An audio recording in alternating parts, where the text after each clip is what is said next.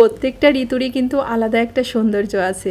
আর বিশেষ করে এই শরৎকালটা আসলে আকাশের চেহারাটাই যেন চেঞ্জ হয়ে যায়। তো সকালবেলা সুন্দর একটা আকাশ আর ফুটফুটে একটা রোদ উঠেছে। দুপুরের দিকে অনেক গরম লাগে, কিন্তু সকালবেলা তো একটু একটু ঝিরিঝিরি বাতাস, আর এই যে রোদটা উঠেছে, তো বিছানার উপরেই এই বালিশগুলো দিয়ে দিই, কারণ এই রোদটা বিছানাটাকে রোদ্রে দেওয়ার এটুকু লোভ আর কি সামলাতে পারি না। তো নমস্কার, আমি লিপি সাহা। হ্যালো এভরিওয়ান, কী অবস্থা, কেমন আছেন সবাই? আশা করছি খুব খুব ভালো আছেন সবাই। আমরাও ভালো আছি আপনাদের আশীর্বাদে, ঈশ্বরের কৃপায়। আর আপনারা যে যেখান থেকে আমার ভিডিওটা দেখছেন সবাইকে অনেক অনেক ওয়েলকাম আমার নতুন আরও একটা ভিডিওতে। তো সকালবেলা যথারীতি কাজকাম শুরু করে দিয়েছি। তো ডাইনিং টেবিলের এই উপরটা তো খাওয়া দাওয়া করা হয় প্রতিদিনই, 2-3 বার করে মোছা হয়ে যায়। আর প্রতিদিন যেটা হয় না সেটা হচ্ছে এই চেয়ারগুলোকে মোছা হয় না। তো 2-3 দিন পর যখনই সময় পাই একটুখানি মুছে নেওয়ার চেষ্টা করি, কারণ ওই চেয়ারের চারিপাশেও কিন্তু অনেক ধুলা পড়ে, মানে ওগুলো 1-2 দিন না মুছলেই আর কি বোঝা যায়। তো যাই হোক, চেয়ারগুলোকে একটু সরিয়ে নড়িয়ে মুছে নিলাম। আর ডাইনিং টেবিলটাতে আসলে খুব একটা বেশি আমাদের খাওয়া হয় না, ওই একজন খায় আর একজন রুমে খায় বা একজন খাটে বসে খায়, এমনটাই হয়। তো ওই যে টেবিলের উপরে এক সাইডে বেশ কিছু সিরামিকের জিনিস আছে, ওগুলোকে আজ উঠাবো কাল উঠাবো। তো ওই যে টেবিলটা তো পুরোটা কাজে লাগে না, তাই ওগুলোকে আর কি সরানো হয় না, ওভাবেই রয়ে গেছে। তো যাই হোক, ওগুলোকে ভাবছি 2-1 দিনের মধ্যে একটু উঠিয়ে রেখে দেবো, নাহলে আবার ধুলা ময়লা পড়ে যাবে, আবার ধুতে হবে। তো ওইদিকে সিঙ্কে বেশ কিছু থালা বাসন ছিল, সেগুলোকে ধুয়ে নিয়েছি। তো এখন হচ্ছে দুপুরে রান্নার একটা প্রস্তুতি নিয়েছি। তো শোলা কচুটা আছে আর মুখী কচুরি আছে বাসায়, আর সে তেমন কোনো তরকারি আর কি বাসায় নেই। তো ভাবছি যে আজকে কি করা যায়। তো ভাবলাম যে কচুরি আজকে নানা রকম পদ রান্না করি। আর আমাদের বাসায় জানেন তো, এই যে শোলা কচুটা খুব ঘনই খাওয়া হয়। স্বপ্নিলের পাপা ভীষণ পছন্দ করে। এই শোলা কচুটা কিন্তু সব কিছুর সাথেই খাওয়া যায়, মাছ বলেন বা এটাকে পেঁয়াজ দিয়ে ভাজি করেন, কোড়া করেন বা ভর্তা করেন, যেটাই, মানে সব কিছুই ভালো লাগে এই শোলা কচুটার। তো এই শোলা কচুটার যে ডগাগুলো ছিল সেগুলো ইলিশ মাছ দিয়ে রান্না করব, আর এই কচুটা কিছুটা মাছে দিব, আর কিছুটা হচ্ছে পেঁয়াজ দিয়ে ভাজি করব। তো এই জন্য এগুলোকে কেটে নিচ্ছি ঝুরি ঝুরি করে, যেগুলো আর কি পেঁয়াজ দিয়ে ভাজি করে নিব।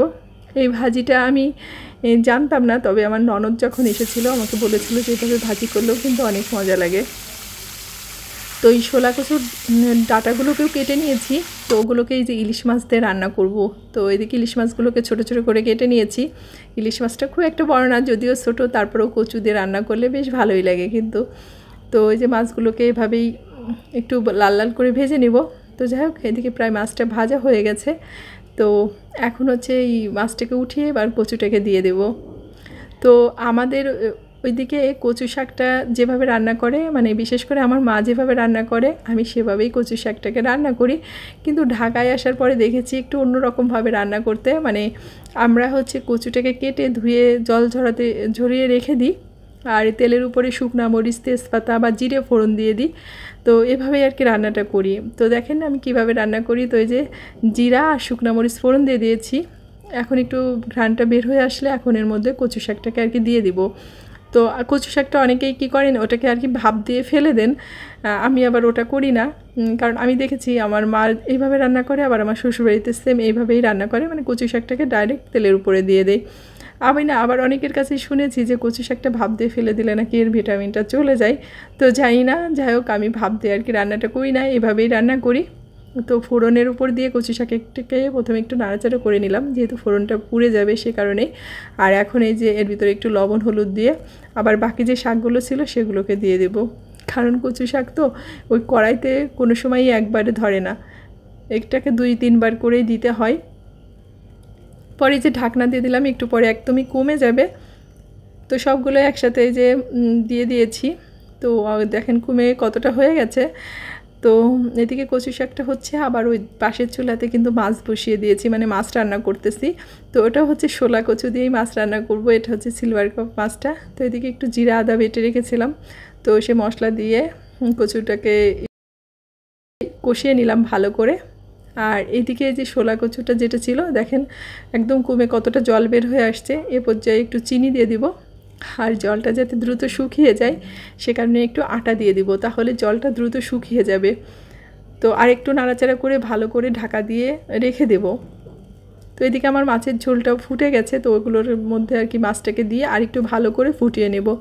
তো এই যে শোলা কচুটাকে একটু মশলা দিয়ে কষিয়ে নিয়েছিলাম, তো সেই সময় কিন্তু কচুটা একদম নরম হয়ে গেছে, উপরে ভেসে উঠেছে, কিন্তু কচু ওই দেখেন অনেকটাই নরম হয়ে গেছে। এখন এই মাছটাকে ভালো করে জাল দিয়ে তারপর নামিয়ে নেব। তো এ পাশে কচুটাও প্রায় হয়ে আসছে, এখন ওই যে মাছটাকে দিয়ে নামিয়ে নেব।